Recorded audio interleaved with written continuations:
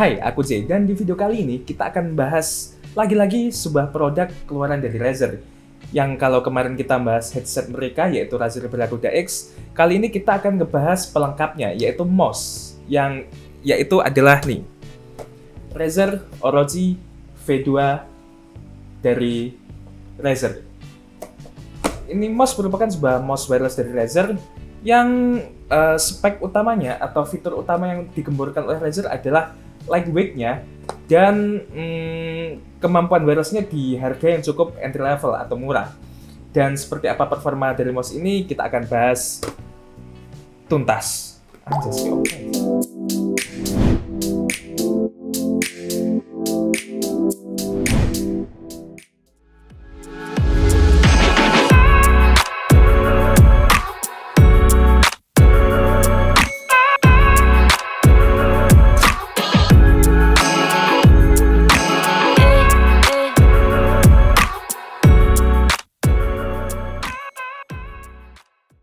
Ya, seperti layaknya si headsetnya kemarin, ini merupakan sebuah mouse wireless dari Razer, keluaran Razer yang berada di kelas entry levelnya mereka.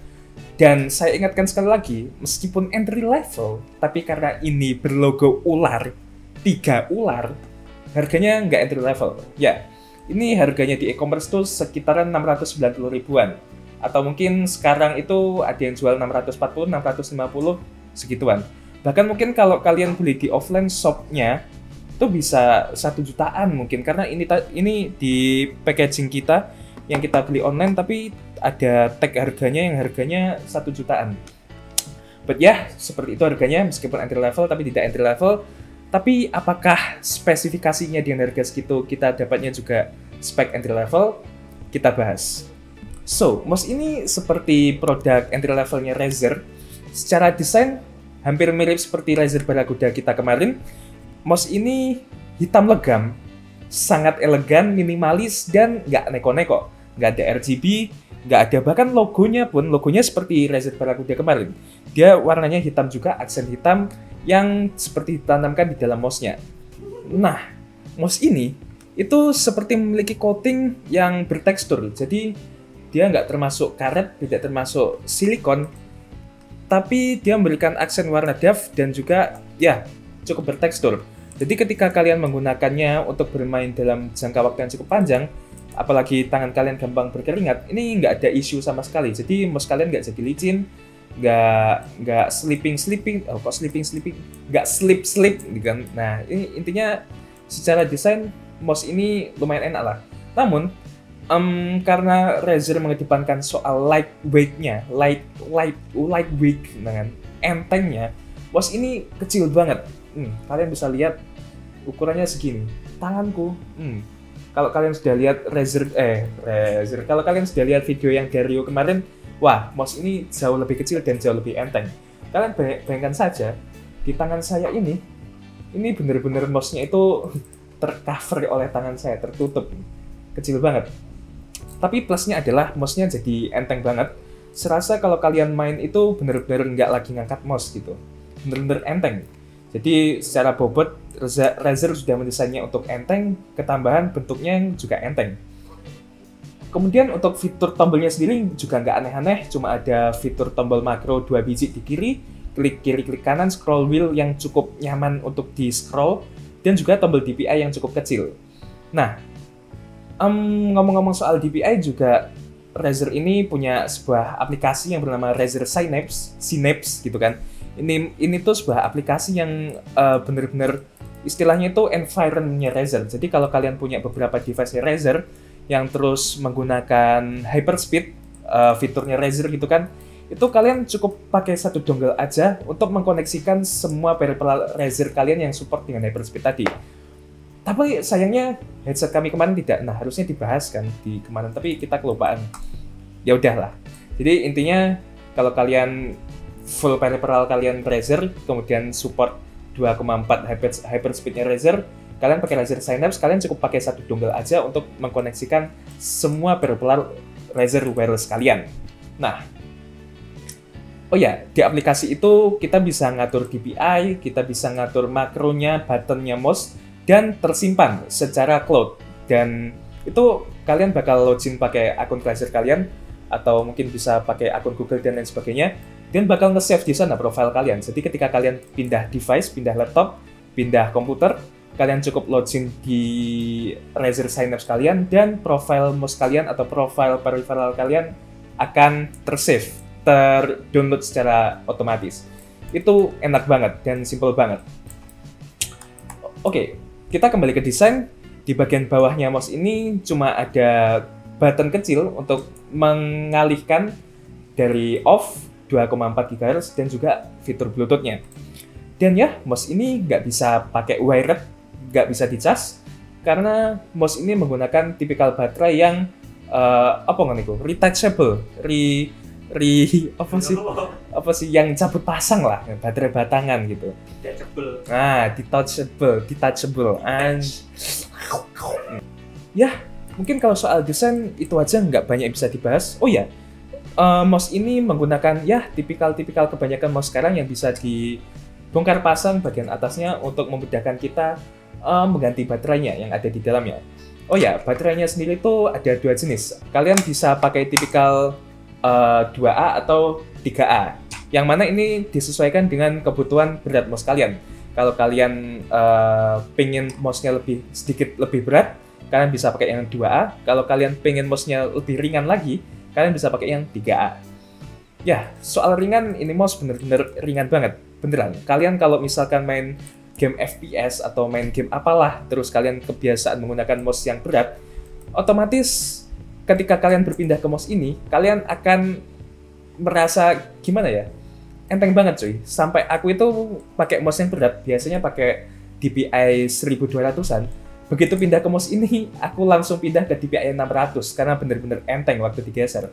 Soal desain itu aja yang bisa kita bahas karena mouse ini bener-bener minimalis, nggak ada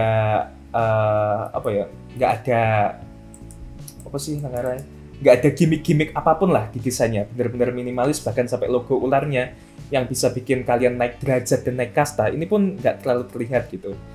So, karena udah nggak ada yang bisa dibahas dari desainnya, kita akan lanjut ke bagian build quality-nya. Nah, build quality-nya gimana sih? Ya, seperti umumnya Razer, meskipun ini entry level-nya mereka, tapi build quality-nya terdeliver dengan sangat baik. Dimana mouse ini meskipun kecil, tapi dia solid banget. Cukup kokoh, tidak terasa kompong, dan ya, antep lah istilahnya. Meskipun enteng, tapi dia kayak padet gitu. Jadi, serasa ketika mouse ini jatuh tuh dia tidak akan kenapa-kenapa. Dia guncana. It's okay. Ya, build quality nggak ada masalah, desain minimalis dan nggak banyak yang bisa dibahas. Kita masuk ke speknya, yang sebenarnya juga nggak banyak yang bisa kita bahas juga.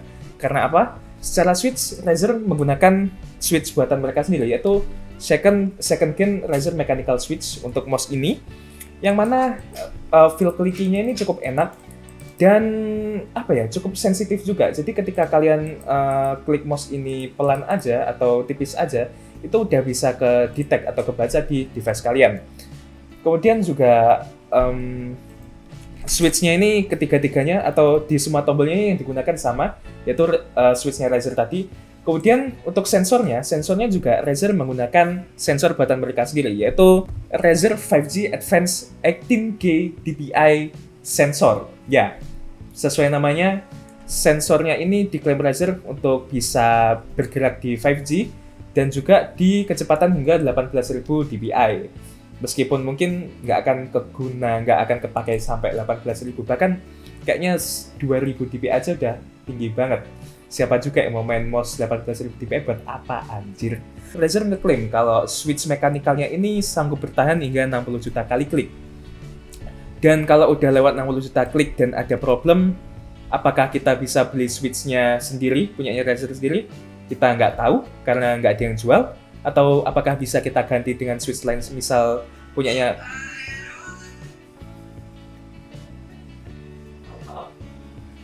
Ya, apakah kita bisa ganti switch-nya dengan switch lain kayak punyanya Kyle atau Omron? Kita juga nggak tahu. Intinya, ya itu.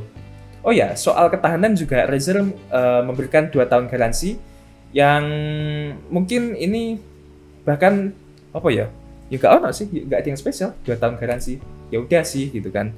soal sensornya sendiri juga, kalau dari apa yang dicatatkan Razer di websitenya juga nggak ada yang terlalu spesial gimana-gimana.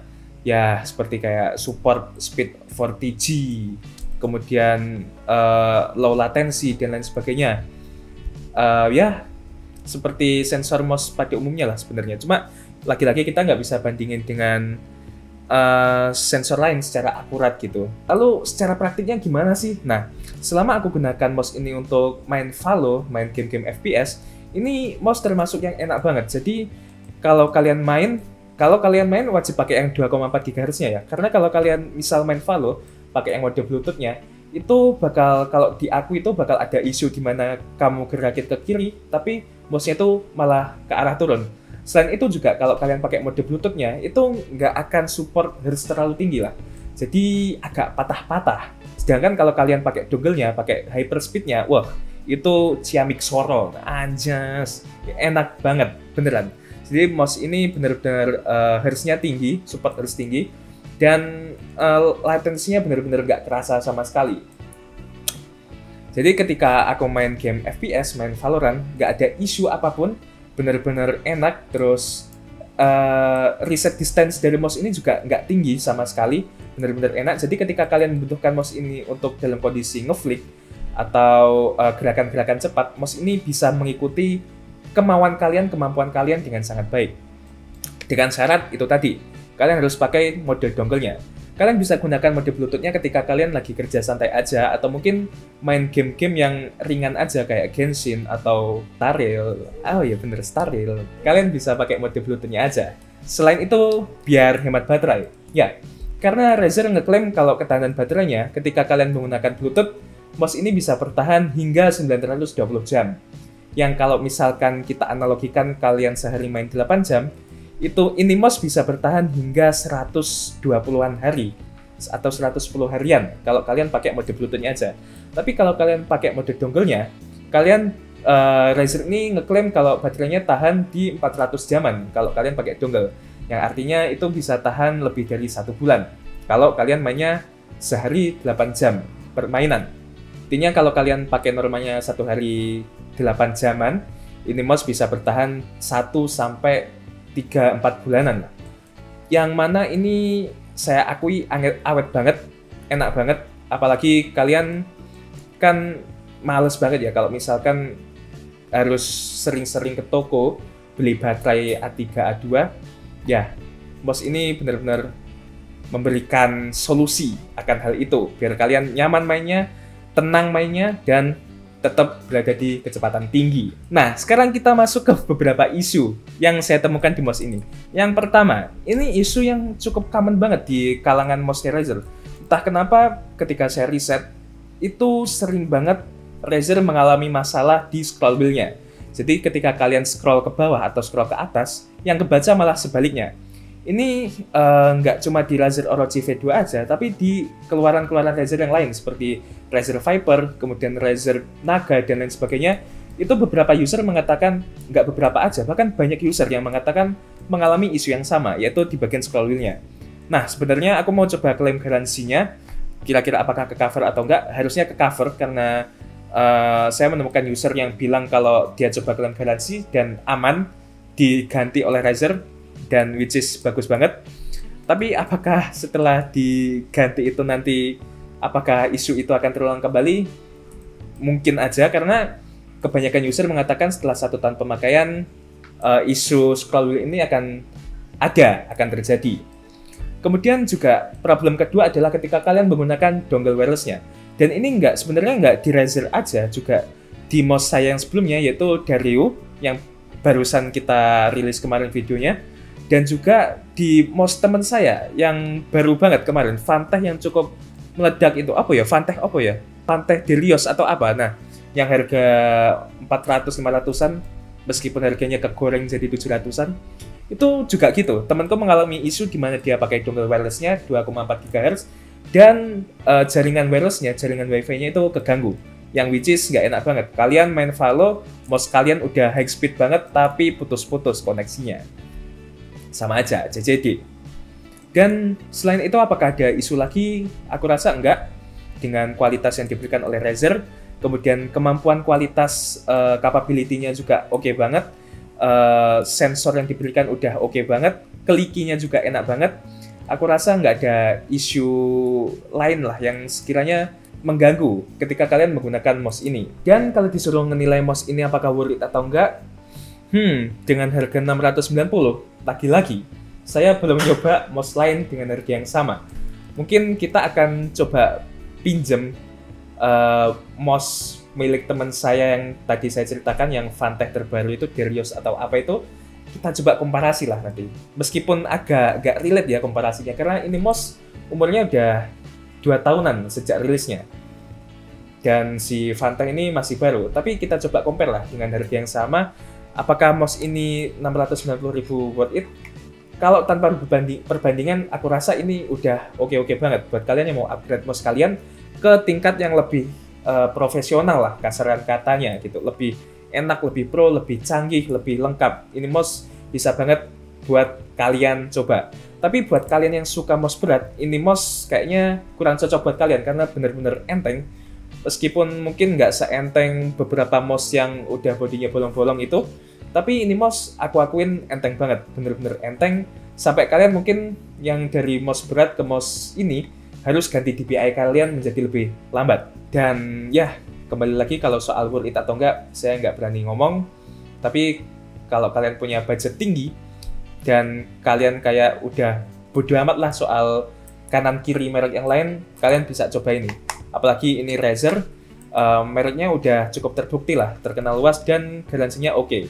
Dan ya, segitu aja bahasan kita kali ini. Kalau kurang lengkap, kami mohon maaf. Kalian bisa tambahkan di kolom komentar.